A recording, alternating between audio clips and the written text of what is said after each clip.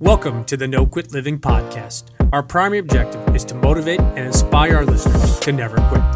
The reality of life is simple. We all fall. We all fail. At times, we get knocked down. The question is, do we get back up?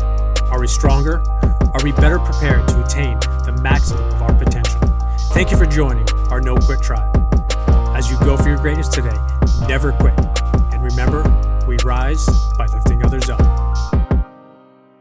Welcome to episode number 244 of the No Quit Living Podcast. I'm your host, Christopher J. Worth, and today's theme of the day is forgiveness. Our quote of the day comes to us from Mahatma Gandhi. The weak can never forgive. Forgiveness is the attribute of the strong.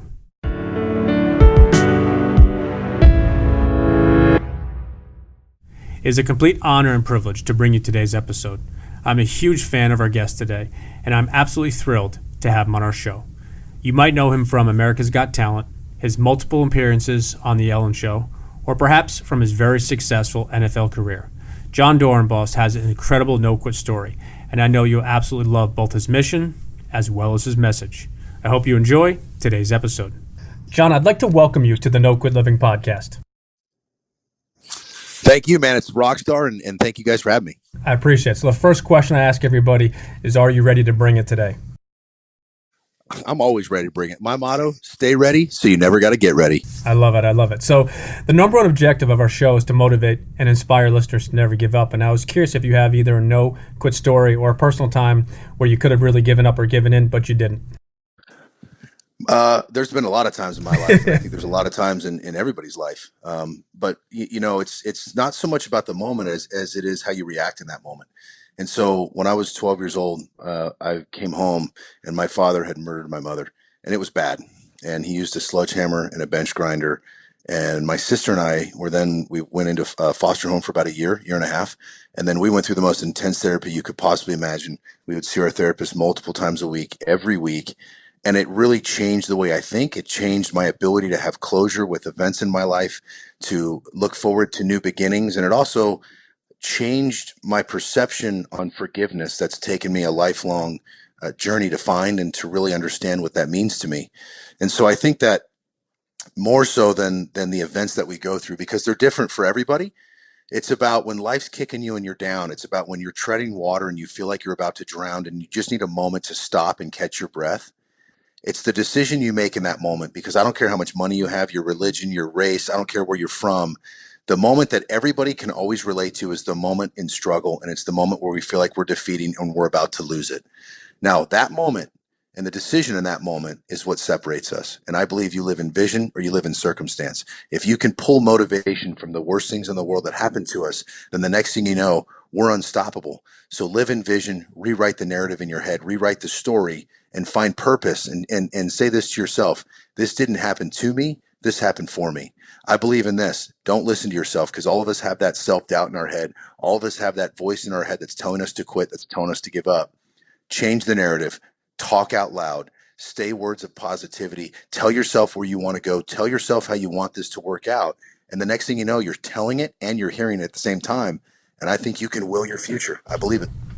You know, I appreciate you touching on your story, and I think it's a remarkable story, not only in what happened, but I think the thing that I took from it, and I think many people that know your story, is how you've used it in such a positive way in regards to how you approach everything and anything. And I think it's incredible. I wanted to just dissect what you said for a minute, because I think it's something that we hear often, and we probably see it often on social media as well. Is it's the power of what you tell yourself, and more importantly, how you tell yourself. I just want to ask if you wouldn't mind expanding on the importance of that.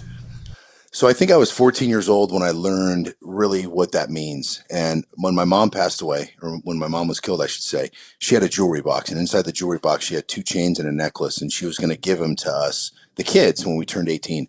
I was 12. My sister was 15. My brother was 18. And so that chain was given to me then. I then moved in with my aunt, who's my mom's sister. And I moved down to Southern California. And I wear this chain everywhere. And I was 14, 15 years old, and I go into the beach, into the water in Huntington Beach, California, and that necklace, that chain fell off in the ocean, and I lost it. And I was devastated, literally devastated. I was sick to my stomach, because that to me was the only connection that I had to my mom, right? That's what I felt. I was carrying her around with me. And so I realized time later that I needed to rewrite the story of what happened to that chain to be at peace with it. And I believed it. And I looked up into heaven and I told myself, you know what? I was never meant to wear that chain. The only purpose that I had in this world was I was to carry that chain from Seattle, Washington, down to Orange County, to go on the beach in Huntington Beach, to jump in the ocean to where it was meant to be. And I told myself that that chain jumped on a whale.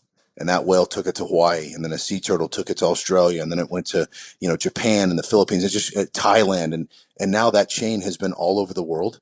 And that's the story I told myself. And two things happened. I actually became excited that I lost it because I felt like that thing was meant for greater things.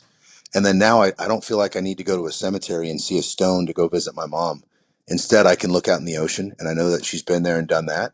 And I know that that's where she lives. And now I have a place to always go talk to her.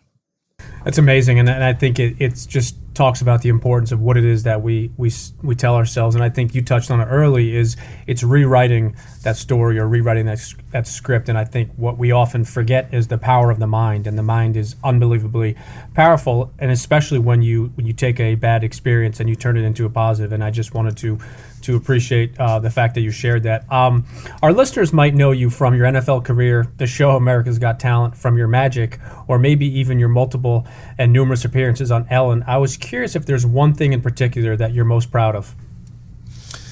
Yeah, it's funny. Years ago, this Genius convention hired me to be the keynote speaker, and obviously, the first thing I said is, "I clearly think you have the wrong person if you're putting me in the category of genius." But they said, "No, here's what we're going to do. We're going to send you a sheet, and we want you to list the top 100 accomplishments you've had in your life. And then what we do is we're going to go dissect this thing, and we're going to be able to kind of give you an outline of your life, your thought process, and your accomplishments." And so sure enough, what do I do is I get that sheet, and under the number one accomplishment I put on there, I wrote, "I'm happy." And then it was like my top 50 accomplishments had nothing to do with awards or materialistic or profession. It was all internal things that I was proud about where my life was. They call me back and they're like, "Hey, we've done this with a lot of people. Nobody's ever listed any of this." And so when you ask me, is there something I'm most proud of? I think I'm most proud of the ability to be happy, the ability to have closure with things, the ability to forgive. And I think that is what gives me the opportunity within my own mind to do a lot of cool things in this world. It takes pressure off me and it allows me to enjoy the experiences as they are. And I also feel like it now allows me to um, uh, separate myself from being identified as any one thing. Like when I was playing football, I never wanted to be identified as just the football guy. And when I perform, I don't want to be identified as just the magic guy. Instead, these are things that I've been able to do at a high level because I'm passionate about it. But all these things make up who I am. And so I'm most proud that I constantly am finding, having a purpose in life. I'm constantly um, finding excitement in new opportunities and new change. Even when my football career was over, it's exciting that I was able to kind of readjust what I want to do in this world and find purpose and motivation. So to me, those are the things that I'm most excited about. Now, I think it's really interesting how you touched on the happy perspective, and I think, as you said, that they told you that no one has shared that. I wanted to get your perspective on what success means to you, or more importantly, how do you personally define success? Right there, happiness and having a purpose. I think there's this organization called the PACE organization, and my buddy Mike Tolan, who's an executive producer, is part of it. And I met these guys for dinner, and I'll never forget one of the older gentlemen, a part of this group, basically said he had dinner with this football guy, and he was really struggling and depressed because he couldn't find the excitement, the adrenaline, and he couldn't find the this thrill that the NFL gave him everywhere else in his life. And this old man looked at me, and I'll never forget. He goes, "It's sad that this individual couldn't find that. If the ultimate high that you get is in your career, then it's unfair to yourself. It's unfair to your wife. It's unfair to your children. You just have to realize that these highs that you can get in life, they come in different ways and they come at different times, but they're all great things." And I took that with this thought of, playing in the NFL is an ultimate high. It's amazing. But if you can't recreate that in different aspects of your life, then you're going to have this life that has an emptiness to it. And that's not fair to your kids. And so for me, success isn't really about money. It's not about awards or materialistic things. These are all things that come. But if you can have a clear mind, a clear heart, and a clear soul, and you can go into these different avenues of life and give it everything you have and find joy in the process, and then find joy in everything involved about creating, to me, that's success right there. Because ultimately, you come home every day proud of who you are in society, proud of how you're contributing in this world. That to me is success. And money will come. I think that's so important, and I think so many people that have been on the show have touched on the importance of finding what success means to you and how money or fame in your field or whatnot comes after that. So I think it's interesting that you also echoed that. I wanted to get your perspective on this question. I'm curious for your answer. If you had to define yourself, but you could only use one word, what word would you pick? Magic. That's a perfect segue into your new book, which is titled Life is Magic. I have to tell you that I have read this. I've actually gifted it to 3 different people already, and I think it's an awesome book. But a question I often ask people is, what made you ultimately go ahead and decide to write a book? So for a lot of years, a lot of people have said, "Hey, Jon, you should write your book because I think your story would motivate people." And I said, "Well, what do you mean?" And they're like, "You've been through a lot in your life, but yet when I meet you, you're like one of the happiest people I know. So I think that you could help people find closure and forgiveness." And I said, "Okay." So I start to try and write this. I interview authors, didn't find the right one. And ironically, what ended up happening is Mike Tolan, who's an executive producer, who's somebody that I always wanted to be a part of. If anybody ever did a movie about me, I wanted him to be a part of it. He hits me up and he says, "Hey, look, contact Larry Platt, who's an author in Philadelphia. You guys write the book. Let's take the book and then I'll option it and we'll do a movie and motivate the world." And so we wrote the book and we thought it was over. And then I got traded and I had emergency open heart surgery that ended my career. And so much happened in that time. So then all of a sudden we wrote about that and then we thought the book might end. And then my wife got pregnant and I realized I wanted to see my dad. And I realized that there was this, I needed to close the circle and have closure with this part of my life the moment that I was about to become a father. And then we wrote about that journey. And I think it's a powerful book on finding happiness and purpose, rewriting the narrative in your own head, and having closure with events and people in your life. And that's okay. Good or bad, everything's going to come to an end and something else is going to start. And that transition, I think, is what I've enjoyed.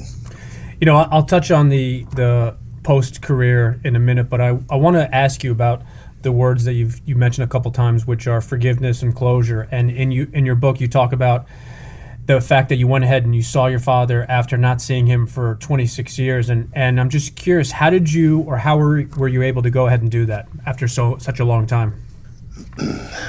So there's 2 answers. Logistically, the NFL reached out to my dad years ago. And so I knew that they had his email.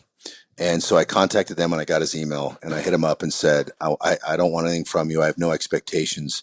If you want to meet, let's meet. So this is going to get real deep. When I was 12 years old and the trial was going on, my sister and I, our therapist, wanted us to see the autopsy photos of my mom, and everybody thought he was crazy. Long story short, during the trial, they angled him in a way that only the jurors could see. And so he went to court and got a court order for a private viewing of an autopsy photo for 2 minors, which we were the first ones to ever have that. So we get to the prosecutor's office. She puts the folder on the table. She goes, I think this is crazy. I don't know why you're doing this to these kids. She leaves. My therapist looks at my sister and I and says, "Hey, everybody thinks I want you guys to see these pictures. I don't even care. But why should it be anybody else's decision but your own? This is your life. This is your reality. But I'm going to tell you, if you look at this picture, if you look at these pictures, and you ever decide to one day see your dad again, it's going to be for reasons other than wanting to know what happened, because this kid, this is what happened, and nobody will ever be able to say anything other than what you are going to witness." And so I looked at the pictures, and it was intense, hardcore. It was awful. But then again, now I'm 39 years old, and I'm getting on a plane to go see my dad. And I remembered my therapist, and I remembered that moment, and I told myself, I'm actually going to see my dad for reasons other than wanting to know what happened. I wanted to take the road less traveled. I realized that if something's easy, then you're not growing. And if you take the hard path and you feel all the emotions about it, that's when you grow. And having lunch with my dad was symbolic to a relationship that should have been, that could have been. It was symbolic of a relationship that just destroyed my family. And so I wanted to see my dad, and I wanted to relive all the pain. I wanted to look at him in the eye and think about the betrayal, the pain, the struggle, the hurt, the tears. And I wanted to look at him and think about everything that our relationship, or a relationship between a father and son, should have been. And I wanted to stand up and I wanted to say three words I'd never said out loud. And I'd never said, "I forgive you." And in that moment, I realized that if I can find motivation in the worst thing in the world that happened to me, then I'm going to change the world, and I'm going to change it for my daughter one day at a time. And so what I did is I took all that anger, betrayal, hurt, tears, everything that I had experienced in the past, and I realized everything I don't want to be. And I pulled motivation on what I can be for my daughter, and realized that when I forgave my dad for being lost and making a mistake, it motivated me to be a father that just I never dreamed I could possibly be. And now I'm going to be everything for my daughter that I did not have. And instead of becoming what I despised, which I think some people do, and if I was a deadbeat dad, I think the world would make an excuse for me and say, "Hey, but if you would have known his dad, I understand." No, I don't. I don't want to live like that. Instead, I want to change the evil. I want to change the bad things and change the habits that were in the past, and make this world a better place for my daughter. That is incredibly deep, and I just have to commend you for not only sharing that and being able to do that, but it shows the type of person that you are, and I just think it's incredible, and I think what you get out of that from the story is the importance of forgiving for yourself, and I don't know how you did it. I think we all have times in our life where we want to forgive somebody or something, but we don't go ahead and do it. But you actually went ahead and you did it. So Can I? Yep. Go ahead. Can I comment on that? Of course. For me, it was the journey of redefining what forgiveness means. A lot for, and I think this was where I was for a while, and I think a lot of people view forgiveness as winning and losing. And I think that it's, if I forgive you, that means that I'm okay with what you did. The score is settled, and now we can go ahead and be buddies. I think there's that perception that that's what forgiveness is. And what I realized and what I finally understood for me is that forgiveness has nothing to do with the other person. It isn't about winning and losing. It's not about evening the score. It has nothing to do with the other person. For me, forgiveness became about, I'm okay with who I am. I'm at peace with my past and where I come from. And I'm going to get rid of this burden and this hate. And I'm not going to let somebody that's no longer in my life affect my heart, my mind, and my soul. It's time to just wash the slate clean, accept life for what it is. The bottom line is life happens, right? And when bad things happen, it's so easy to say that we're a victim, and it's so easy to say that life's ganging up on me and, oh my gosh, I just can't do this and that. Or we can say that life happens to everybody. And again, it comes back to that moment. Do I live in vision? Do I live in circumstance? It's the moment when we're face down and we're treading water. It happens to everyone. It's how we overcome it, how we persevere, how we stand up, and then how we move forward. And so for me, forgiveness was about coming to terms with my reality, being okay with my past, and finally being at peace with it and letting go of it. And so for me, forgiveness is not about winning and losing. Forgive for yourself, and don't worry about the ego involved, and just move on. I think that's I could not have said that in any better way. I think it's such a pure and real definition, and I've heard something along the lines of how forgiveness is for yourself and not the other person, but the way in which you defined it was awesome. And you touched on this for a minute in the book, but I wanted to ask if you wouldn't mind just telling our listeners a little bit about how being traded from the Eagles to the Saints actually ended up saving your life. So I'd been traded from the Eagles. I'd played there 11 and a half seasons. I wasn't expected to being traded. They traded me to the Saints. I played in a game. The doctors got in town, and then I did my physical. And basically I got a phone call from the doctor after my physical that said, "Hey, I know you just signed a 3-year extension, and I know that you're excited to play in New Orleans, but you're never playing football ever again. And you're going to be in emergency open heart surgery in the next 48 hours. And now look, here's that moment, right? Here's that moment that we're drowned and we need to catch our breath. And it happens. I became a victim, right? I got bitter. I got upset. This isn't how my career is going to end. And I realized, just like the necklace, I needed to redefine, I needed to rewrite the narrative in my head of why this is happening to find motivation. And I remember the moment when I signed with the Eagles. A reporter named Joe Santoliquito told me that he was excited I was an Eagle because he read an article that my mom's best friend, Leslie Moore, sang "Wind Beneath My Wings" at her funeral. And he said, how cool is that? You're an eagle now. And the song says, I can fly higher than an eagle because you are the wind beneath my wings. He said, hey, kid, if you're ever struggling, just let the wings out and let the wind take you forever, man. I hope you do great things here. So now all of a sudden I'm in New Orleans. And in the moment that I'm like, I feel defeated, in the moment that my dream was taken away, I was going into my 15th year in the NFL. I just signed a contract for more money than I'd ever seen. And I'd just been married for 2 months. Just life was going so perfect. A guy named Drew Brees walked by, and I saw his last name, Brees. And it was amazing that I looked up in the sky and I said, Mom, I get it. You traded me to the New Orleans Saints. You traded me to New Orleans to have my life saved by a saint. And in the moment, you just told me that I needed to step out of the wind and catch a breeze. And when Drew Brees walked by, and I'll sell that name, Brees, that's the story I told myself. I needed to step out of the wind where the wind was beneath my wings as an eagle for a long time. And I needed to catch a breeze and go down to New Orleans to have a saint save my life. And the next thing you know, my wife told me, you play, you die. But guess what? You don't play, you live. Let's go live, baby. And I just redefined what happened to me in the moment and the meaning of what happened around me. That's such a amazing story, how you were able to take that aspect of it and again rewrite the story and the narrative that you tell yourself. But it goes back to, I think, really who you are as a person is making the best out of something, and making the best out of something that is pretty difficult, and ending a successful NFL career at that time, at that point, after you signed that 3-year contract, obviously is not what you wanted and when you wanted it, but you only have a choice of one of two things. Either you allow it to keep you down, or you somehow find a way to, as you talk about, changing the narrative. And I think it's incredible. I actually, I'm sorry to say this, but I'm a diehard New York Giants fan, so don't hate me for that. But I knew of you throughout your NFL career, but my 3 kids and I are fans of the show America's Got Talent, and when I saw you there, and I followed you throughout the rest of your career, in essence, as well as getting on to Ellen the many times you've been on there, you have this persona of just looking at things with such an optimistic and positive way. And I just wanted to kind of ask you a question. Maybe it's difficult, but why is it that you think some people, such as yourself, are able to always make the best out of something, where the other people, and some people, unfortunately, always see the glass as half empty, no matter what the circumstances are? I think it's been a lifelong of the way I've lived and the therapy that I had at an influential age when I was 12 and 13 years old.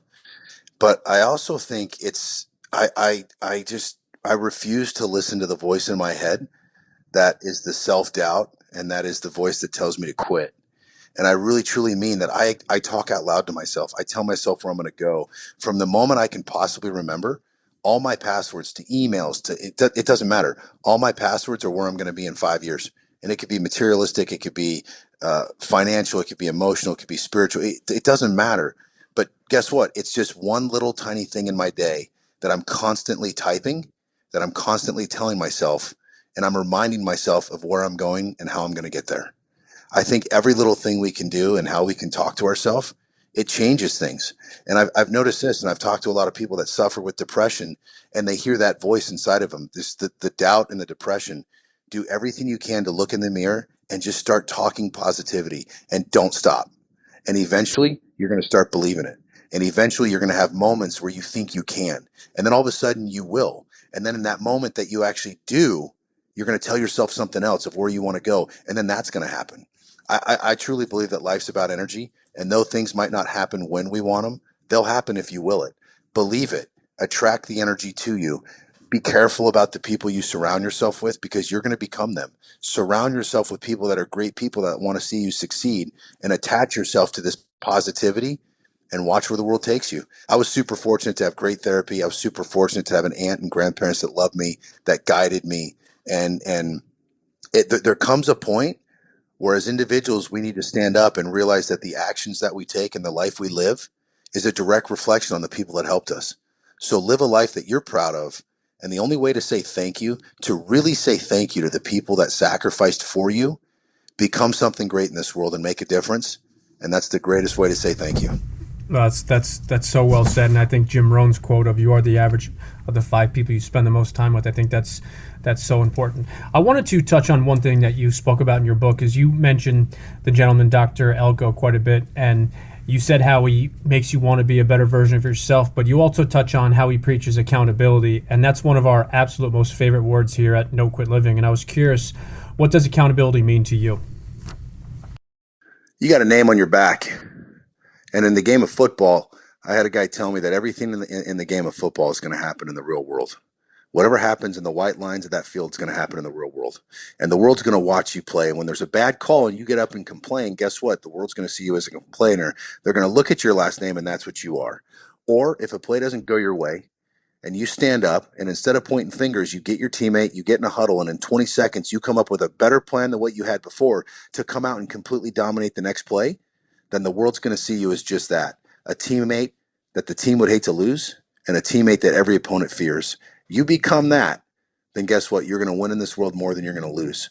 When I met Elko, he put my life into words. Don't hate, don't blame, forgive. It didn't happen to me. It happened for me. Be where your feet are. Let go of the need to be right. All these things just put in my life into words. To me, the word accountability is really simple. If you don't want more for yourself than somebody else wants for you, then guess what? You better start reevaluating who you are. If you don't want better for yourself than people want for you, then guess what? It ain't going to happen for you. Be proud of the name on your back. Be proud of how you contribute in this society. Be proud of what you're doing. Be proud of yourself. And if you're not, then change this. When I had my daughter, a buddy of mine was like, hey, just remember this. If you're not a man that you hope that your daughter meets one day and marries, then you better change the things about you and become the man that you hope your daughter meets to take care of her for the rest of your life. Accountability is what makes this world go round and round. Accountability is what's going to make this world a beautiful place. I think the way you talk to yourself, the way you view yourself, the accountability that you have for yourself, not only is that going to change who you are, but that's the same way you're going to view the world, and that's the same way you're going to talk to the world. So be careful about what you say to yourself. Be careful about the way you view yourself, because if you want to change the world, start by changing your heart and soul, and start by just being proud of what you do and the way you act, and become a better person than anybody expects out of you. And that's what you're going to do. You're going to change the world. That's awesome. So wanted to touch on your book again. What's the best way for our listeners to find out more, not only about you, but also I assume they can get your book wherever books are sold, or is there a specific website you want them to go to? Yeah, so my book is called Life is Magic, and it's about that. The magic lives everywhere around us. It's everything I've learned from sports and therapy that have been tools for me to continually find happiness and find forgiveness. You can get it at lifeismagic.com or wherever books are sold. You can get it at Amazon, Barnes and Nobles. I think they're at Walmart's. They're pretty much anywhere books are sold. Online is obviously easy, or just Google Jon Dorenbos, Life is Magic. That's awesome. And for those that are interested in finding out more about you, are you active on social media, or what's the best way for our listeners to find out more about you as well? Yeah, help spread the magic. Follow me on social. It's at Jon Dorenbos, no H, JONDORENBOS. That's Twitter, Instagram. I have a Facebook fan page. It's at Jon Dorenbos. And like I said, help spread the magic. Awesome. And then the last question we have for you, Jon, is if you have some parting words you'd like to leave with our listeners. Hey, the world is whatever you make it. The world's a beautiful place. It doesn't matter how bad you think you have it. I truly believe that there are people that have it worse. So stand up, and in the moments you feel like you're drowning, take a deep breath, look in the mirror, and just tell yourself you got it. Believe it. Be careful the words you tell yourself. And I believe this: life is magic. Go rock and roll. Enjoy it. We're all going to move on one day. We're all going to die. So let's make this world a better place for everybody behind us. Awesome, Jon. I truly appreciate it, and I definitely recommend that our listeners not only follow you on social media, but more importantly, they check out your book and get a copy, because I said it's an awesome book, and I hope you and I can connect again soon. Thank you. Really appreciate it.